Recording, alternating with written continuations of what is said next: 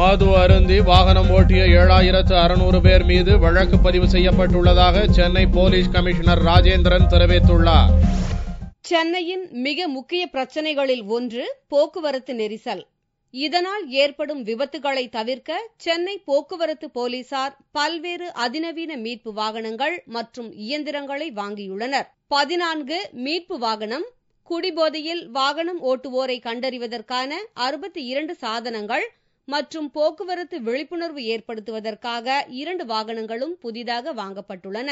இது தொடர்பாக செய்தியாளர்களை சந்தித்த சென்னை மாநகர போலீஸ் கமிஷனர் ராஜேந்திரன், மது அருந்தி வாகனம் ஓட்டிய 7600 பேர் மீது வழக்கு பதிவு செய்யப்பட்டுள்ளதாகவும், கண்காணிப்பு கேமரா உதவியால் 22,200 வழக்குகள் பதிவு செய்யப்பட்டுள்ளதாகவும், இதுபோன்ற பல்வேறு வழக்குகளில் 6,06,00,000 ரூபாய் அபராதம் வசூலிக்கப்பட்டுள்ளதாகவும் தெரிவித்தார்.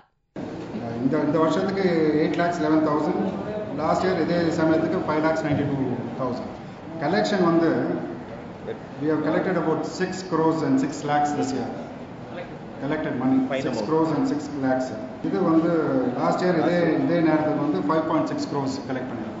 விநாயகர் சதுர்த்தியை முன்னிட்டு 18, 19 ஆகிய தேதிகளில் சென்னையில் 4 இடங்களில் சிலைகளை கரைப்பதற்கு ஏற்பாடு செய்யப்பட்டுள்ளதாகவும் ராஜேந்திரன் தெரிவித்தார்.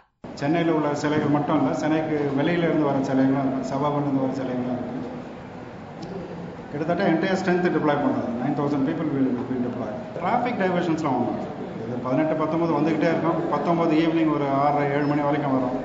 ஒரு சில இடங்கள் ப்ரெஷர் பாயிண்ட்ஸ் இருக்குது, எஸ்பெஷலி இந்த ஃபோர்ட் ஷோர் எஸ்டேட்டில். அங்கெல்லாம் கொஞ்சம் எக்ஸ்ட்ரா பாதுகாப்பு. போக்குவரத்து போலீசாரின் பல்வேறு பாதுகாப்பு நடவடிக்கையால் கடந்த ஆண்டை விட இந்த ஆண்டு விபத்தில் பலியானோர் எண்ணிக்கை குறைந்துள்ளதாகவும் கமிஷனர் ராஜேந்திரன் குறிப்பிட்டார்.